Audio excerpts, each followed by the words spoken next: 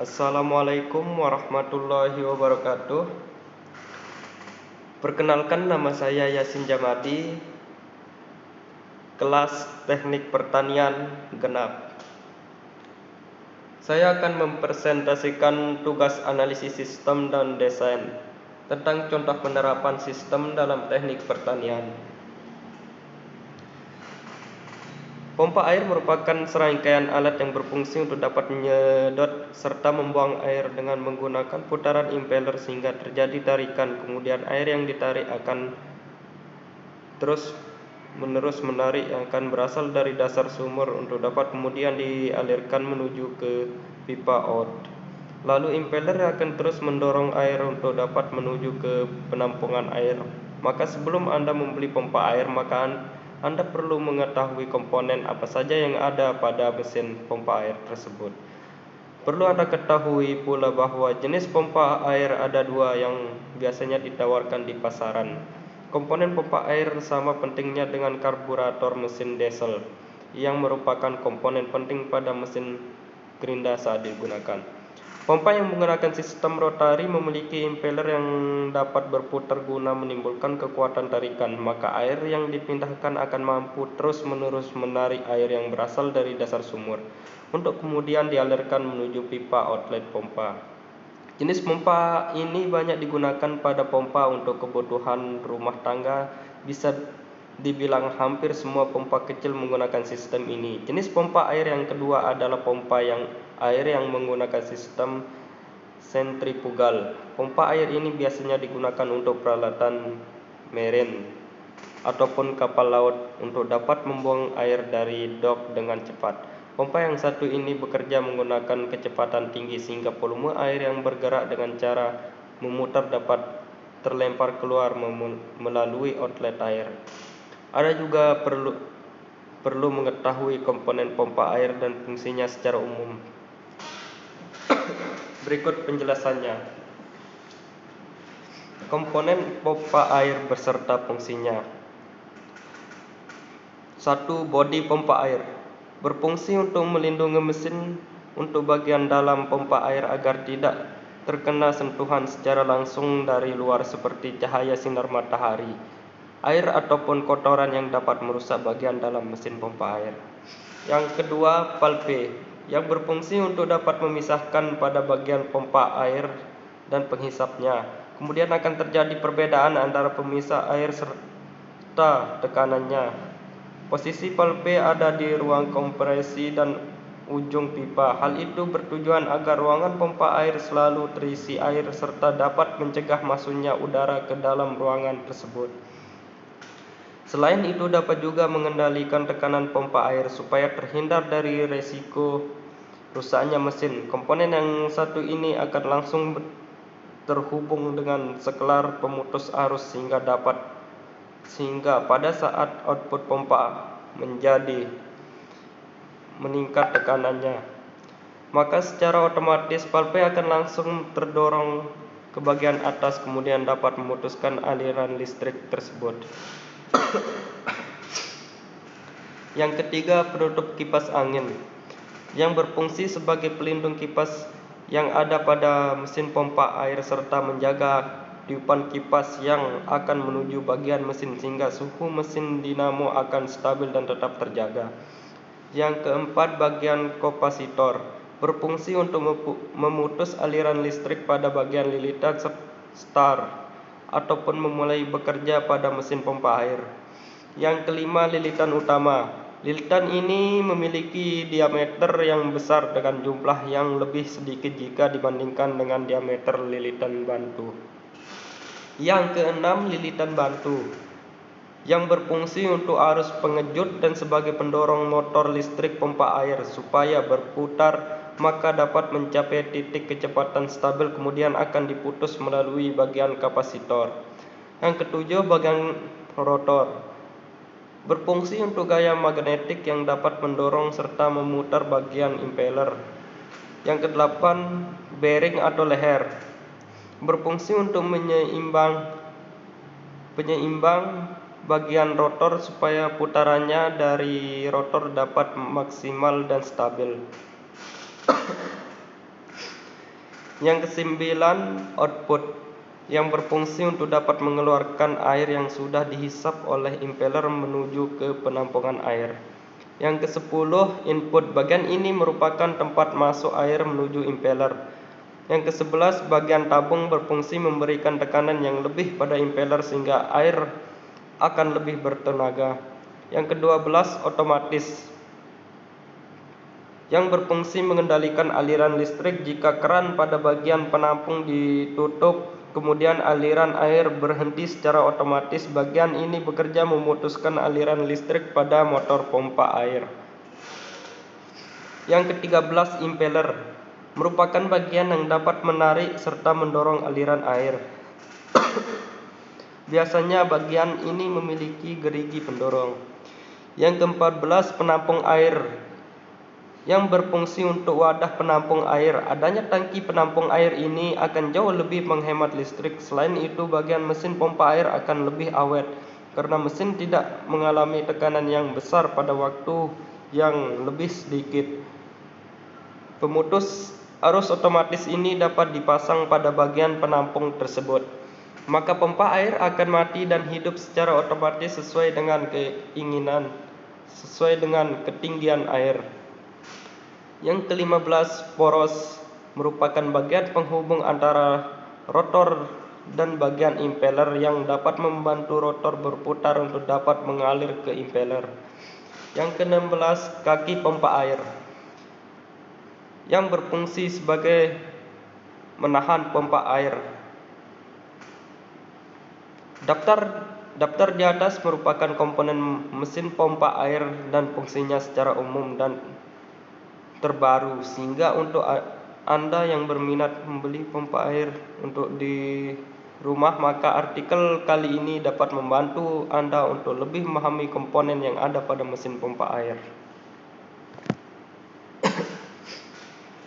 Yang selanjutnya, fungsi bagian-bagian traktor roda 2. Sebelum ke fungsi dan bagiannya,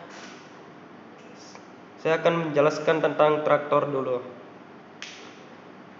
Traktor adalah alat pertanian didefinisikan sebagai suatu kendaraan yang mempunyai daya penggerak sendiri. Minimum mempunyai sebuah poros roda yang dirancang untuk menarik serta menggerakkan alat atau mesin pertanian. Bagian-bagian traktor tangan ada 3, yaitu tenaga penggerak motor, kerangka dan transmisi atau penerus tenaga traktor tangan, dan tuas kendali. Tenaga penggerak motor. Pada traktor tangan, jenis tenaga penggerak yang sering dipakai adalah motor diesel. Selain motor diesel, ada yang menggunakan motor bensin atau minyak tanah atau kerosin dengan menggunakan satu silinder daya yang dihasilkan kurang dari 12 HP. Pada kerangka dipasang motor penggerak dengan 4 buah baut pengencang. Lubang baut pada kerangka dibaut memanjang agar posisi motor dapat digerakkan maju mundur. Tujuan adalah untuk memperoleh keseimbangan traktor dan untuk menyesuaikan ukuran pibel yang digunakan. Engkol digunakan untuk menghidupkan motor diesel, sedangkan untuk motor bensin dan minyak tanah menggunakan tali starter.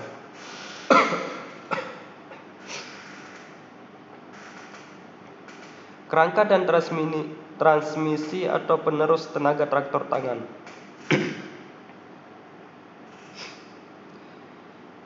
Fungsi kerangka adalah sebagai tempat kedudukan motor penggerak, transmisi dan bagian traktor lainnya. Kerangka berfungsi sebagai tempat kedudukan motor penggerak, transmisi dan bagian traktor lainnya.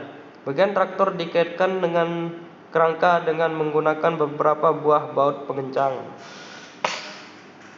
Tenaga dari motor berupa putaran poros disalurkan melalui puli dan pibel ke kopling utama untuk diteruskan ke gigi persneleng sehingga menggerakkan poros roda dan poros PTO.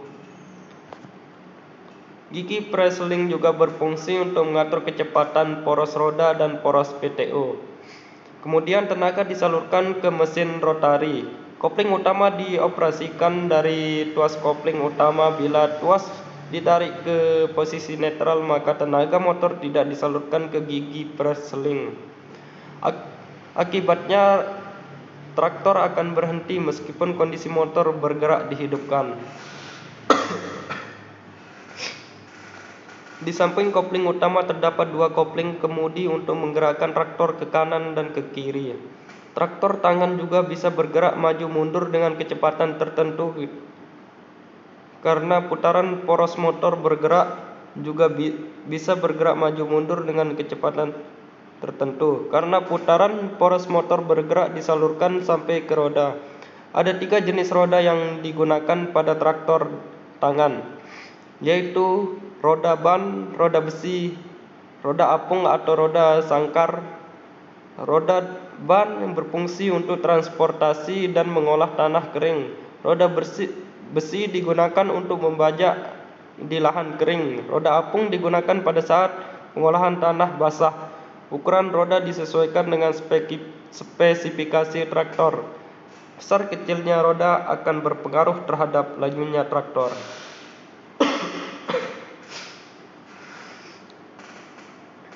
Tuas kendali digunakan untuk mengendalikan jalannya traktor. Traktor tangan memiliki banyak tuas kendali untuk mempermudah pekerjaan. Akibatnya traktor menjadi lebih berat dan harganya lebih mahal. Karena itu sekarang banyak diproduksi traktor yang dilengkapi hanya dengan beberapa tuas kendali agar lebih ringan dengan harga yang lebih murah. Namun kemampuan traktor jadinya juga terbatas. Tuas persneleng utama traktor tangan. Tuas ini berfungsi untuk memindah susunan gigi pada persneleng sehingga perbandingan kecepatan putar poros motor bergerak dan poros roda dapat diatur. Traktor tangan yang lengkap biasanya mempunyai 6 kecepatan maju dan 2 kecepatan mundur. Kecepatan ini dapat dipilih sesuai dengan jenis pekerjaan yang sedang dilaksanakan. Kecepatan 1 untuk membajak tanah dengan mesin rotari. Kecepatan 2 untuk membajak tanah dengan bajak singkat atau piringan. Kecepatan 3 juga untuk membajak tanah sawah yang tergenang. Kecepatan 4 untuk berjalan di jalan biasa. Kecepatan 5 dan 6 untuk menarik trailer atau gerobak. Mundur 1 digunakan pada saat operator berjalan. Mundur 2 digunakan pada saat operator naik di trailer atau gerobak.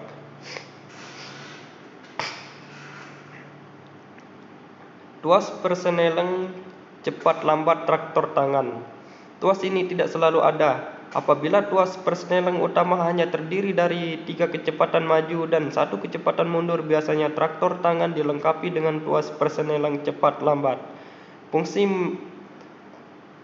perneleng ini untuk memisahkan antara pekerjaan mengolah tanah dengan pekerjaan transportasi, berjalan dan menarik trailer atau gerobak. Dengan adanya tuas cepat lambat, kemungkinan salah dalam memilih posisi persneleng bisa dikurangi. Tuas kopling utama traktor tangan. Tuas kopling utama berfungsi untuk mengoperasikan kopling utama. Bila tuas dilepaskan pada posisi pasang atau on, maka tenaga motor akan tersambung ke gigi persneleng.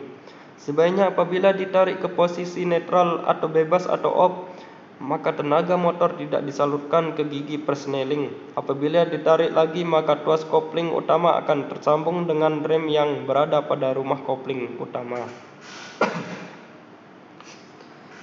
Tuas persneleng mesin rotari traktor tangan. Tuas ini berfungsi sebagai pengatur kecepatan putar poros PTO. Apabila hasil pengolahan yang diharapkan halus dan gembur, maka tempatnya posisi tuas persneleng mesin rotari pada posisi cepat dan sebaiknya kecepatan putar pisau rotari juga dapat diatur dari posisi pemasangan rantai penghubung. Tuas persneleng kemudi.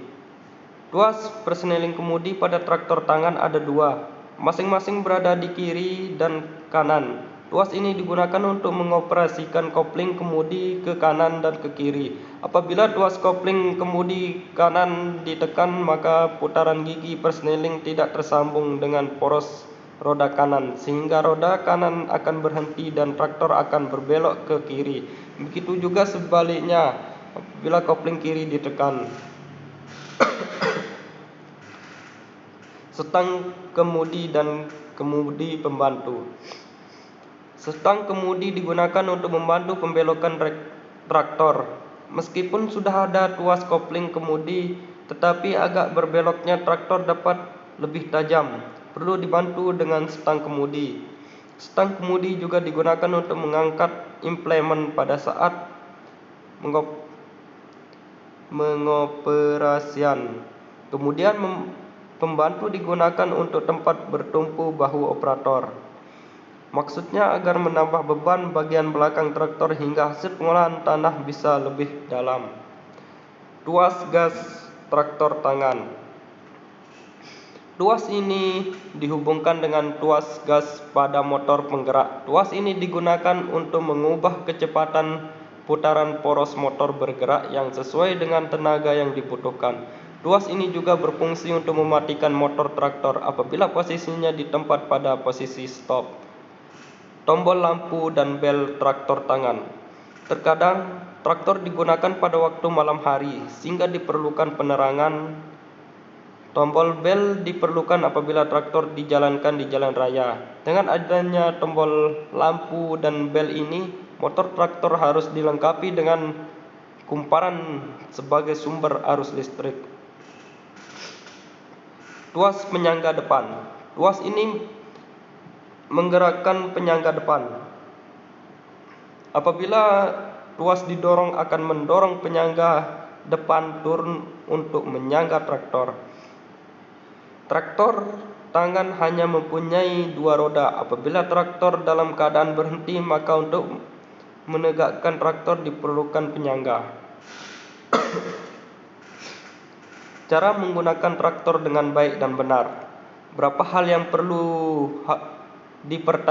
diperhatikan sebelum menghidupkan traktor.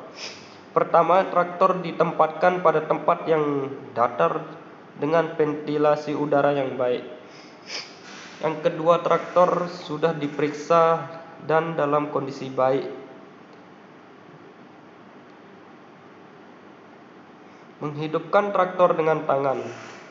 Yang pertama, tuas kopling utama diposisikan off atau rem sehingga traktor tidak berjalan pada saat dihidupkan. Yang kedua, semua tuas persneling pada posisi netral untuk keamanan. Yang ketiga, buka keran bahan bakar sehingga terjadi aliran bahan bakar ke ruangan pembakaran.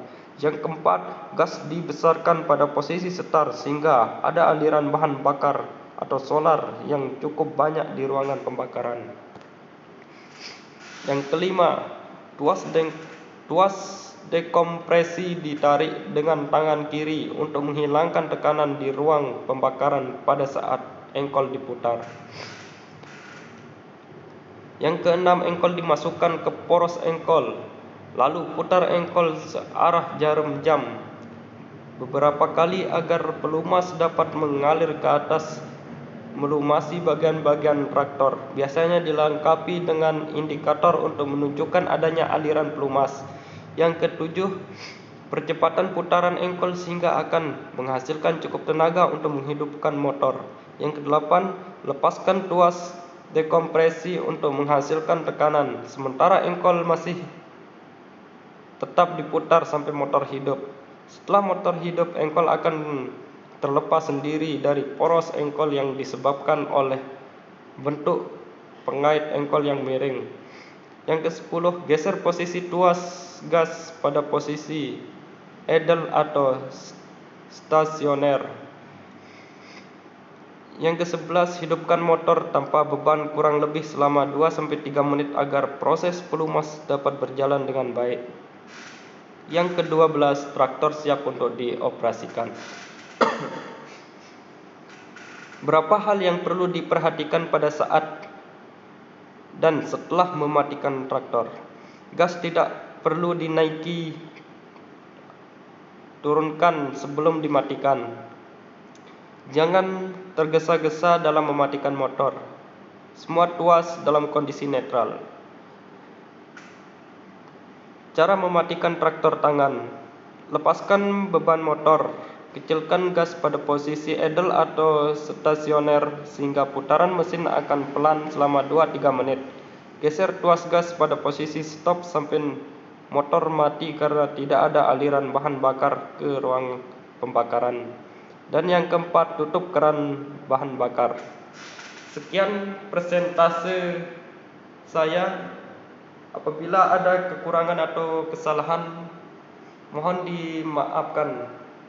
Sekian, assalamualaikum warahmatullahi wabarakatuh.